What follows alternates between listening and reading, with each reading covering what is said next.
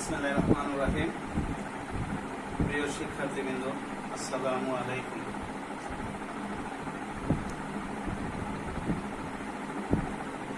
তোমরা আশা করি সবাই ভালো আছো। বিদ্যালয় থেকে অনেকটা বিচ্ছিন্ন হয়ে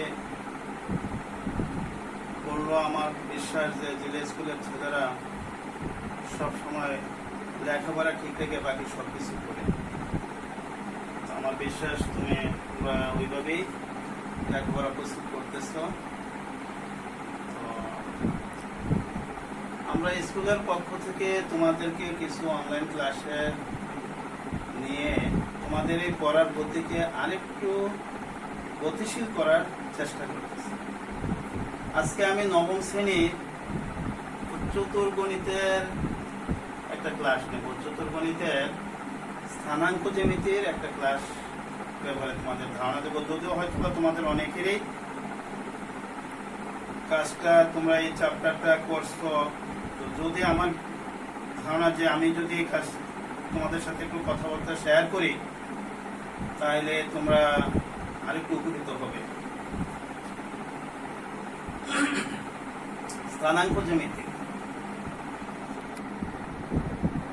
স্থানাঙ্ক জ্যামিতির ধারণাটা আমাদের এই ক্লাসে, যদি এর আগে আমরা লেখচিত্রের ক্ষেত্রে কিছু তার ধারণা পেয়ে থাকি, তারপরও মোটামুটি এই ক্লাস থেকে আমাদের এই ধারণাটা শুরু। আগে আমরা বুঝি ধারণা কি, স্থানাঙ্ক কি। যেমন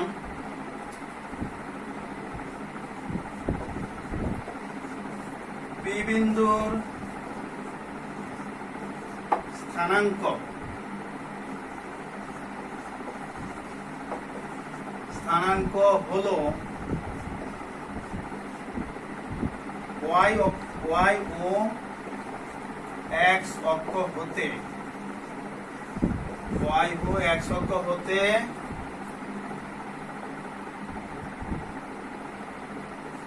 পি বিন্দুর লম্ব দূরত্ব বোঝায়।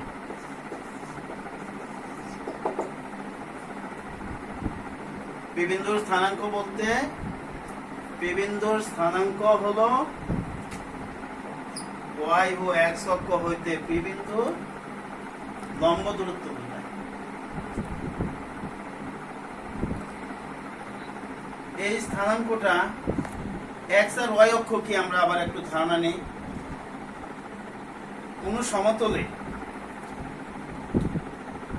সমতলে পরপর দুই পরস্পর লম্ব, দুইটি পরস্পর ছেদে পরস্পর লম্ব দুইটি সরলরেখাকে আমরা স্থানাঙ্ক হিসাবে বুঝে থাকি। যেমন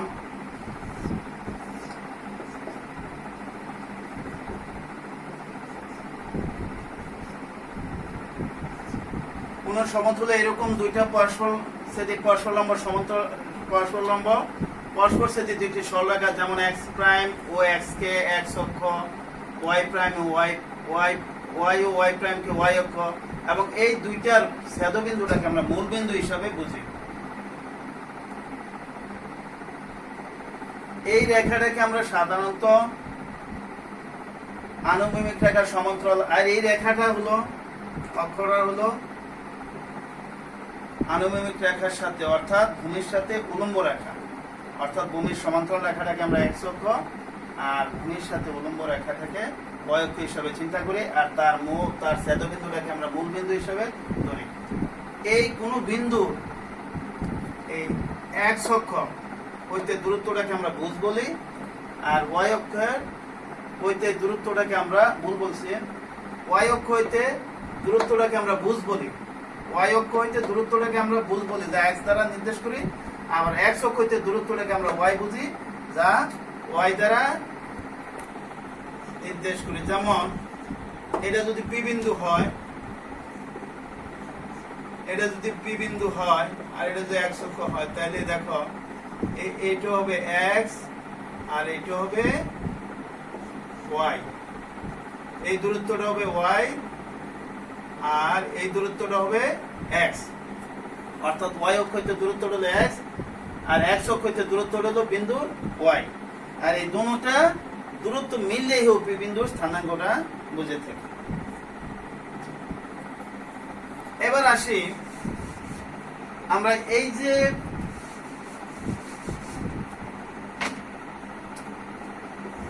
এক্স অক্ষ আর ওয়াই অক্ষ যে আমরা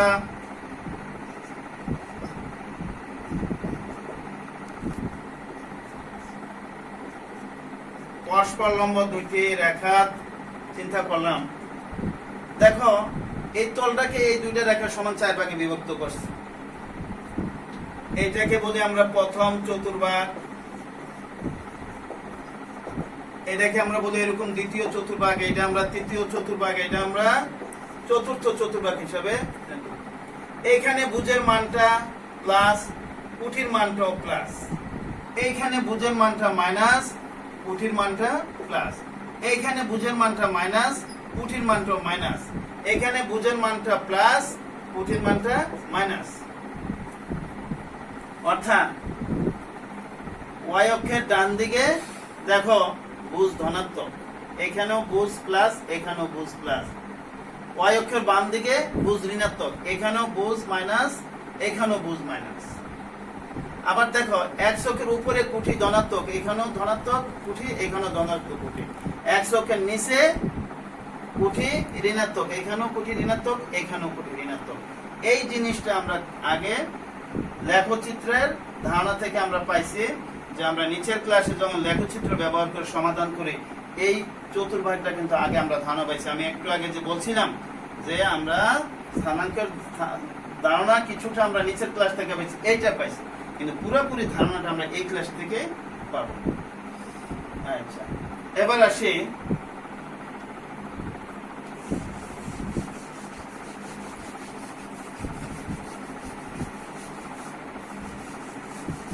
আমরা এখানে ধারণা কি পাইলাম, এক্স অক্ষ ভুজ কি পাইলাম, কুঠি কি পাইলাম না।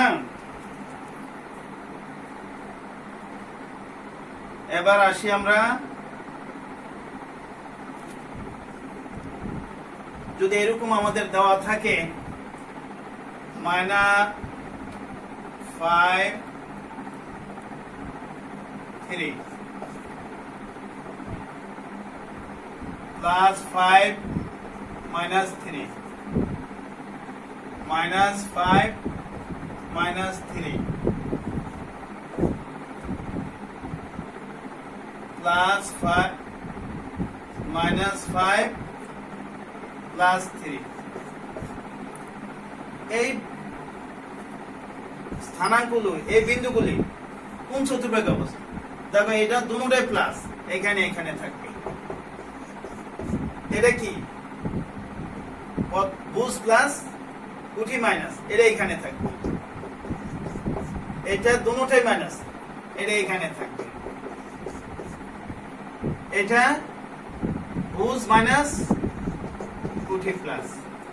তাহলে আমাদের যদি এরকম কোন বিন্দু আসে যে এই বিন্দুগুলো কোন চতুর্ভাগে অবস্থান করে, আমরা চেষ্টা করতে পারবো তো কোন চতুর্ভাগে অবস্থান করে আমরা সেট করতে।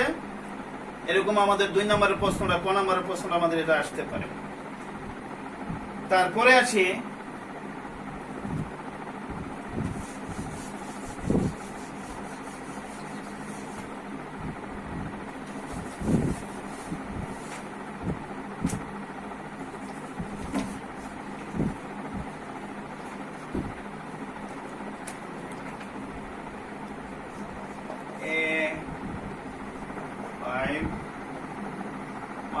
-5 0 B 5 0 C 5 5 5 5 D -5 +5। এই বিন্দুগুলি দ্বারা গঠিত চতুর্ভুজের, এই বিন্দুগুলি দ্বারা গঠিত চতুর্ভুজ একটা আয়তক্ষেত্র নির্দেশ করে, এটা আমরা দেখাবো। এই বিন্দুগুলি দ্বারা গঠিত চতুর্ভুজ একটা আয়তক্ষেত্র নির্দেশ করে, এটা আমরা প্রমাণ করব এখন। এটার জন্য আমরা কাজ করব, এখানে বিন্দুগুলি বসাই নেব। লেখো কাগজে -5 এখানে a -50 এই কথা আমরা এখান থেকে একটা জিনিস জানলাম, x অক্ষের উপরে y এর মান 0, x অক্ষের উপরে y এর মান 0। আবার দেখো এটা 50 b এখানে b 50। এরপরে দেখো সি বিন্দুটা কোথায়, সি বিন্দু এখানে C5 ডি বিন্দুটা এখানে D -5 +5। এইভাবে আমরা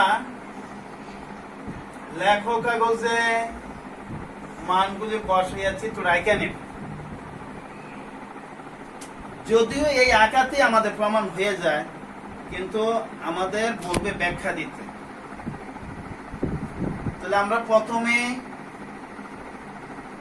এবি বাহু, এখানে দেখো এবিসিডি একটা চতুর্ভুজ হয়ে গেছে, তাহলে এবিসিডি চতুর্ভুজে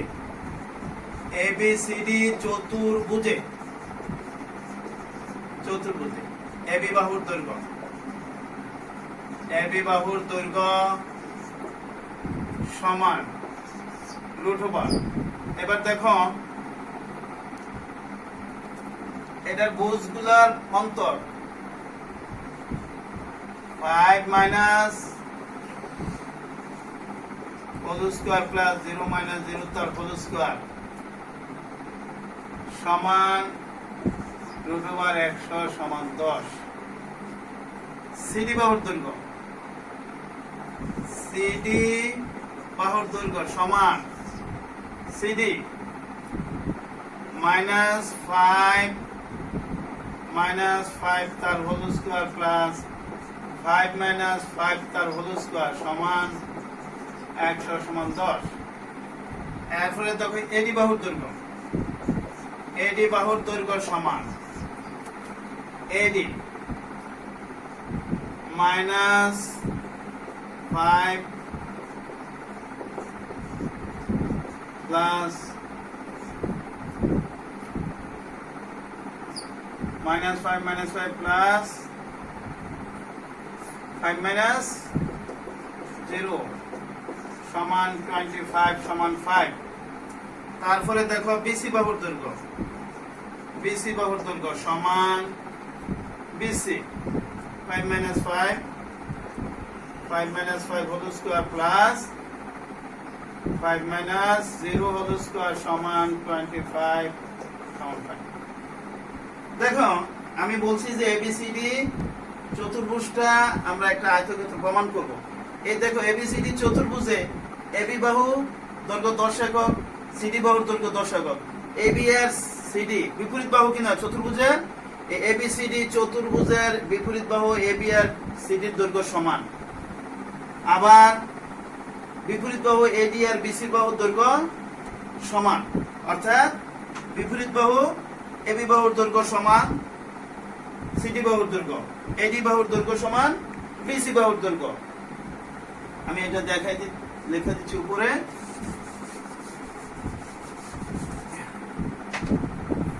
এরপর লিখব সুতরাং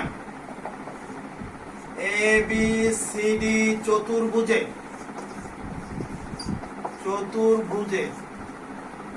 এবি বাহুর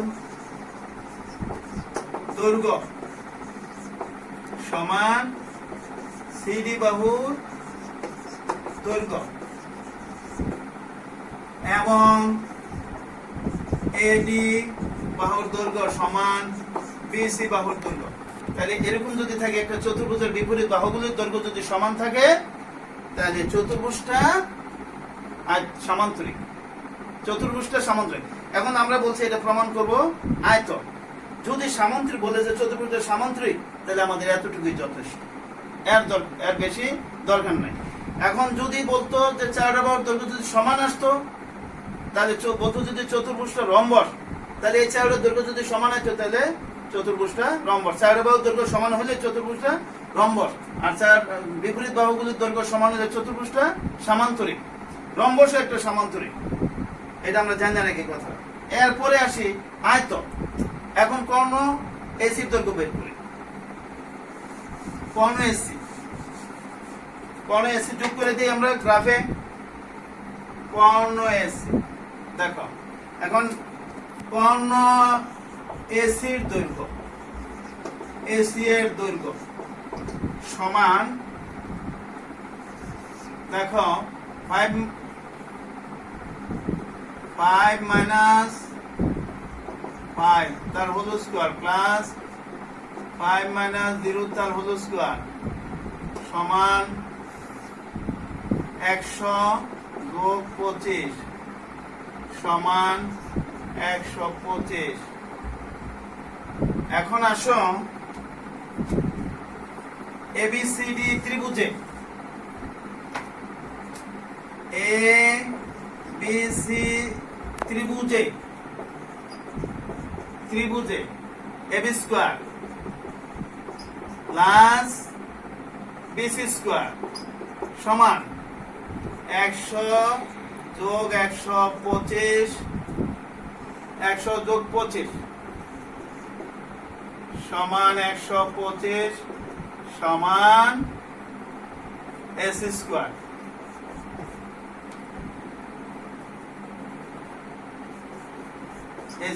তাহলে দেখো এবিসি ত্রিভুজে AB square plus BC square সমান কি পেলাম? AC square. তাহলে এবিসিডি একটা সমকোণী ত্রিভুজ, সুতরাং এবিসি একটি সমকোণী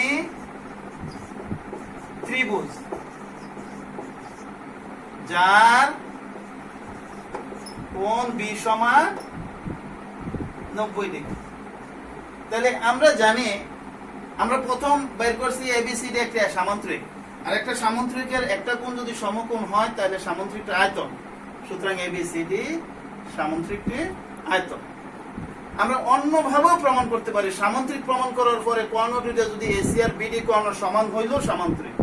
এসি কর্ণের দৈর্ঘ্য বের করছি, এরপর বিডি কর্ণের দৈর্ঘ্য বের করে যদি দুটোটা সমান হয় তাও আয়তন। একটা সামান্তরিকের দুইটা কর্ণ যদি সমান হয় তাহলে সামান্তরিকটি আয়তন। আচ্ছা, এবার আসি এই আয়তর ক্ষেত্রফল বের করি। আয়তর ক্ষেত্রফল যদি বলে যে আয়তকের ক্ষেত্রফল বের করো,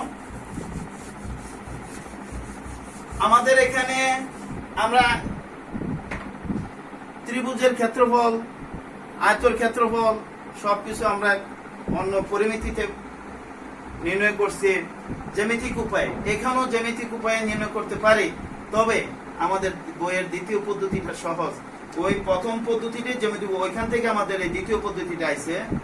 এখন আসো এবিসিডি চতুর্ভুজের, এবিসিডি চতুর্ভুজের ক্ষেত্রফল, চতুর্ভুজের ক্ষেত্রফল সমান আমাদের এই -5 0 প্লাস 5 0 5 5 -5 5 আবার প্রথমটা বল 0 বর্গ একক সমান হাফ। দেখো এই দুইটা গুণ করলে কি হয়? -5 into 0 plus 5 into 5 plus 5 into 5 plus -5 into 0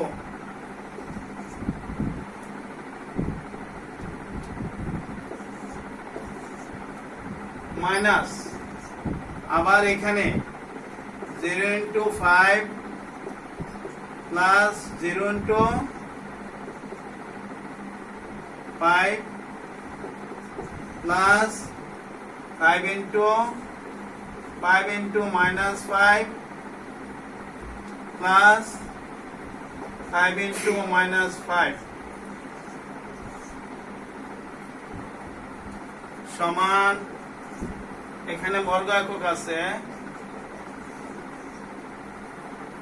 সমান 0 plus 25 plus 25 plus 0 minus 0 plus 0 minus 25 minus 25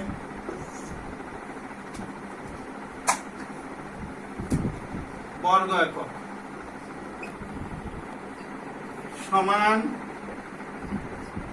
50 plus 50 বর্গ একক সমান 50 বর্গ একক। তো এইভাবে আমরা চতুর্ভুজের ক্ষেত্র, যেমন এখানে চতুর্ভুজের বেলায় এই 4টা পয়েন্ট বসাইয়া এরপর প্রথমটা আবার বসাইছি। আর আমরা বসানোর সময় খেয়াল করব, বসানোর সময় আমাদের ঘড়ির কাঁটার বিপরীত দিকের জন্য গুণমান। যদি আমরা এই বিন্দুটা প্রথম বসাই তাহলে এটার পরে এটা, এর পরে বি, বি এর পরে সি, সি এর পরে ডি। আর যদি আমরা বি বিন্দু আগে বসাই তাহলে বি এর পরে সি, সি এর পরে ডি, ডি এর পরে এ, আবার বি। অর্থাৎ যেই বিন্দুটা আমরা প্রথম বসাবো এইটা আমরা আবার শেষের দিকে এসে বসাবো, তাইলে আমাদের এই ক্ষেত্রফলটা এসে যাবে। এটা এভাবে পঞ্চভুজের ক্ষেত্রে, চতুর্ভুজের ক্ষেত্রে 4টা পয়েন্ট করছে, পঞ্চভুজ হলে 5টা, ষষ্ঠভুজ হলে 6টা, আর যদি ত্রিভুজ হয় তাহলে 3টার পরে আবার প্রথমটা বসবে। যেমন যদি এবিসি ত্রিভুজের বেলা হয়, যদি বলে যে এবিসি ত্রিভুজের ক্ষেত্রফল কোন পর্যন্ত আসবে এটা, যদি এবিসি ত্রিভুজের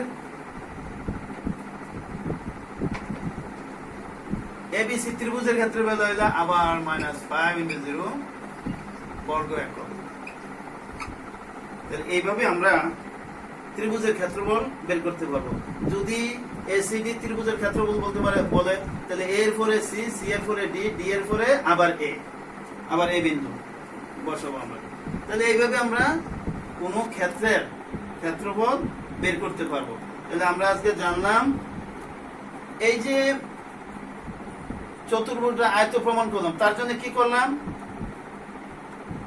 বিপরীত বাহুগুলি সমান বের করে এটা সামান্তরিক শেষ, এরপরে একটা কোণ সমকোণ প্রমাণ করছি। আর যদি বলতো যে চতুর্ভুজটি একটি বর্গ প্রমাণ করো, তাহলে 4টা বাহু সমান এবং একটা কোণ সমকোণ। 4টা বাহু সমান একটা কোণ সমকোণ হইলে বর্গ হইতো। যদি রম্বস বলতো তাহলে 4টা বাহু সমান হইলেই রম্বস। তাহলে এইভাবে আমরা কোন ক্ষেত্রটি কি আকৃতি নির্দেশ করে, কি চতুর্ভুজটা কি আয়ত না সামান্তরিক না বর্গ না রম্বস, আমরা বিভিন্ন শর্তের উপর প্রমাণ করতে পারি। যেমন আমি বললাম রম্বস হলে 4টা বাহু সমান হলে রম্বস, বর্গ হলে 4টা বাহু সমান এক কোণ সমকোণ, সামান্তরিক হলে বিপরীত বাহুগুলি সমান, আর আয়ত হলে বিপরীত বাহুগুলি সমান একটি কোণ সমকোণ।